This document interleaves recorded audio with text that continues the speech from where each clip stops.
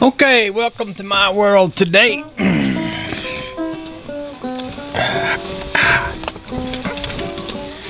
As y'all may remember, in our last episode, we was working on a dash on the big Ford, and I had a wire up in there that needed some insulating, and you may be able to get the camera in there enough to let you see it.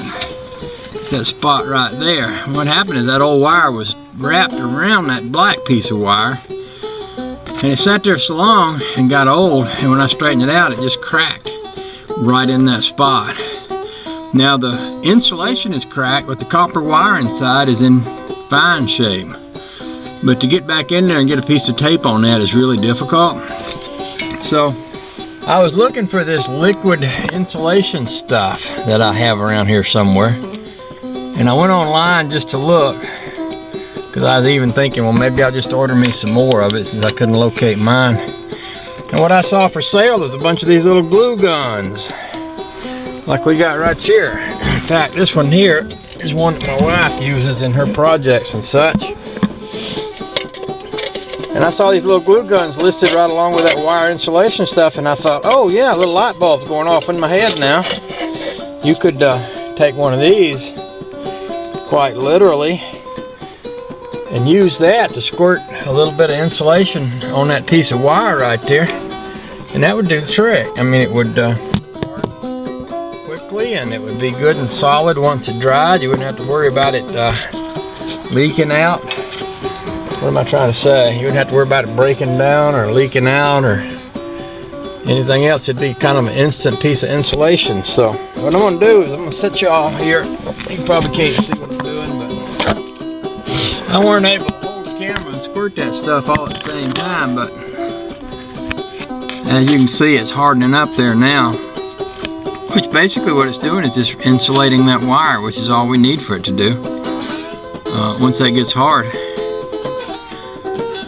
all I got to do is go ahead and attach my two wires, and this side will be done. I will go ahead and put the other gauge in over here. Where's my other gauge? I'm sure it's sitting here on the seat somewhere. I hope I'm not sitting on it. But I'll put that other gauge in over here, and then I'll do the same thing on the back end as far as extending out the little wires that go with it. And then we can put that piece of dash back in there. While I'm waiting for that to dry, I can talk a little bit about this. It's something I've been thinking about.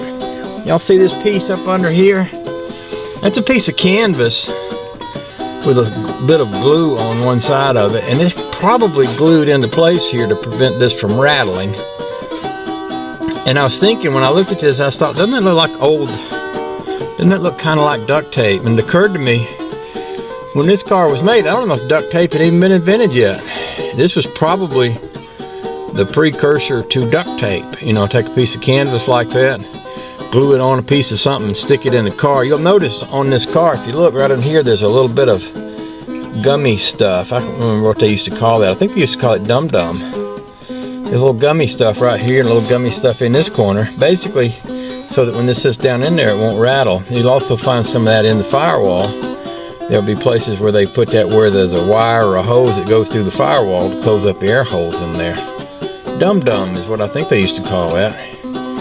Anyway, that's just kind of interesting. Nowadays, I was thinking, well, I could yank that off, put a piece of Gorilla Tape on there, and it would serve the same purpose. But that's just a cool thing, having that old piece of canvas insulator there. I just thought that was kind of neat.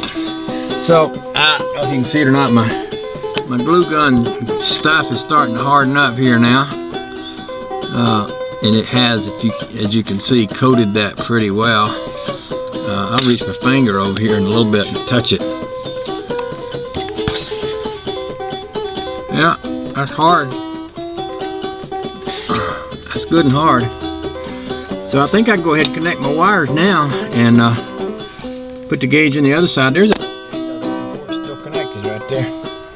And I may be able to connect that one without extending the wires, but if not, I'll just go ahead and extend a couple of wires just like I did on this side and hook them to that side too. And then we'll put this thing back in and might just let her down after that and take her for a ride. It's a nice day, nicer than Well, nicer than you can hope for in Maine at the end of December. So it'd be a good day to get the old big Ford out and run her a little bit and warm her up and see how the speedometer works and see if I'm gonna have any more leakage out from that little antifreeze leak I looked at the other day, or if that was just a little drip from where I changed that sending unit. So we'll get on with it.